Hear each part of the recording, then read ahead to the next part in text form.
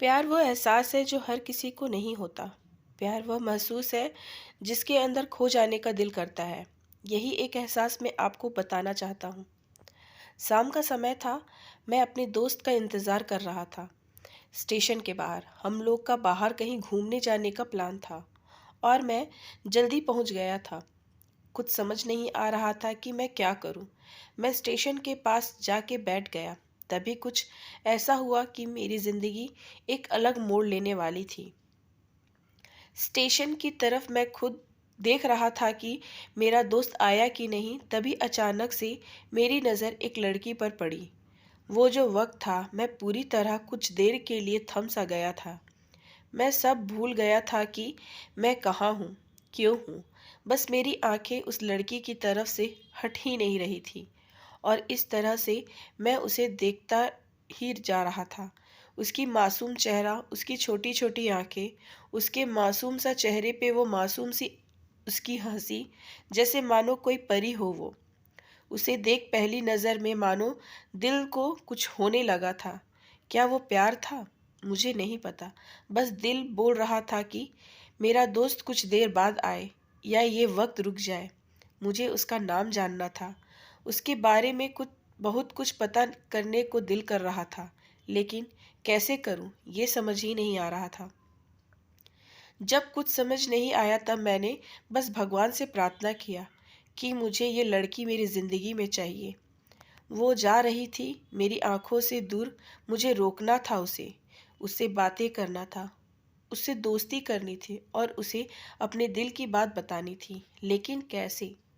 यही सवाल बस बार बार मेरे मन में आ रहा था और मुझे बेचैन किए जा रहा था। मैंने फिर सोच लिया कि मेरी आंखों से दूर होने से पहले मुझे इसका नाम पता चल जाए तो मैं इसे अपना बना लूँगा और शायद भगवान ने ही उसे भेजा होगा मेरे लिए। ये मैं समझूंगा। तभी भगवान ने चमत्कार कर दिया। पीछे से आवाज़ आया, प्रिया मैं यहाँ हूँ। फिर वो पीछे देखी तो मैंने देखा वह वहाँ से एक लड़की आवाज़ दी और वो उसके पास चली गई। तभी मैं समझ गया लड़की का नाम प्रिया था। मैं खुश हो गया और उस लड़की को मन किया जाके धन्यवाद बोल दूं, क्योंकि उसी की वजह से मुझे उसका नाम पता चला। बस तभी मैंने ठान ली, अब उसे अपना बनाना है, उसे अपनी ज़िंदगी में लाना है। फिर तभी मैं उसके पीछे जाने लगा कि अचानक पीछे से एक हाथ आया। पीछे देखा तो दोस्त आ गया था। अब मैं क्या करूं? समझ नहीं आ रहा था। मैं क्या बोलूं उससे? कैसे मना करूं उससे? कैसे जाऊं मैं उसके पीछे? मैं इसी सोच में लगा रहा। तब तक वो मेरी आंखों से दूर जा चुकी थी। दिल मानो रोने लगा था और तभी मानो ऐसा लगा कि जैसे सब कुछ एक सपना सा था बस। और आंखें खुल गया तो सपना टूट गया। मैं वहाँ से चला तो गया अपने दोस्त के साथ, लेकिन पूरी रास्ते बस उसी के बारे में सोचता रहा। मानो मेरा दिल अब उसके ख्याल से निकलने को तैयार ही नहीं था। दूसरे दिन मैं कॉलेज के लिए तैयार हो गया और मैं कॉलेज पहुंचा और बेंच पे जाकर बैठ गया। तभी दोस्त ने बुलाया और कहा, देख अपने कॉलेज में एक नई लड़की आई है। मेरा मन अभी भी बस उसी के ख्यालों में डूबा हुआ था। आंखों से उसका चेहरा मानो हट ही नहीं रहा था। वो बार बार मुझे आवाज़ दिए जा रही थी। तभी मुझे गुस्सा आया और पीछे उससे बोलने जा ही रहा था कि मैं रुक सा गया। मेरी नज़र मानो फिर से एक बार सपनों में चला गया। मैंने देखा कि वहीं थी। मानो जैसे मेरी खुशी का कोई ठिकाना नहीं रहा। मैं खुद को रोक ही नहीं पा रहा था और मेरे समझ में ही नहीं आ रहा था कि मैं क्या करूं, क्या बोलता मैं। बस जाके अपने दोस्त के गले लग गया और हंसने लगा। तभी पता चला वही वह नई लड़की थी जो कॉलेज में आज पहला दिन आई थी। मैं तो मानो हवा में उड़ने लगा। फिर मैंने एक दिन अपने दोस्त को बताया कि ऐसा ऐसा है। उसने कहा जाके बोल दे उसे अपने दिल की बात। लेकिन मैं डरता था कि वो क्या कहेगी, क्या लगेगा उसे। यह सोच के मैं हमेशा रुक जाता था। मैं सोचने लगता था कि कहीं वो मेरी बातें सुन के मुझसे दूर ना हो जाए। मैं उससे दूर नहीं होना चाहता था।